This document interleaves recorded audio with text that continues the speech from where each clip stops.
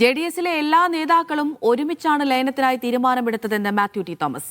എല്ലാവരും പുതിയ പാർട്ടിയിൽ ഉണ്ടാകുമെന്ന് തന്നെയാണ് പ്രതീക്ഷ. സോഷ്യലിസ്റ്റുകൾ ഒന്നിക്കണമെന്ന് തന്നെയാണ് അഭിപ്രായം.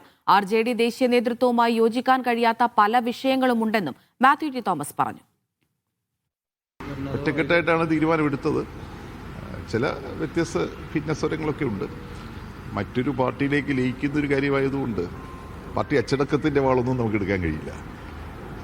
നമ്മുടെ ഇന്നത്തെ ഒരു രാഷ്ട്രീയ ആവശ്യമാണ് BJPയോട് അകന്നു നിന്നുകൊണ്ട് കോൺഗ്രസിനെ എതിർക്കുന്ന രാഷ്ട്രീയ പ്രസ്ഥാനമായി നിലനിൽക്കുക എന്ന ഒരു രാഷ്ട്രീയ കാഴ്ചപ്പാടിൻ്റെ ഭാഗമായിട്ടാണ് ഈ നിലപാടെടുത്തത്. അപ്പോൾ ആ നിലപാട് സ്വീകരിക്കുന്നവർക്ക് ഇതിനോടൊപ്പം നിന്നേ പറ്റുള്ളൂ. RJD ദേശീയ നേതൃത്വവുമായി നമുക്ക് അത്ര യോജിക്കാൻ കഴിയില്ലാത്തത് കൊണ്ടാണ് ബീഹാറിൽ അവർ നമ്മുടെ സഖ്യകക്ഷി ആയതുകൊണ്ട് അതിൻ്റെ നേതൃത്വത്തെ ഞാൻ പരസ്യമായി ആക്ഷേപിക്കുന്നത് ശരിയല്ലല്ലോ. എന്നാലും ലാലു പ്രസാദ്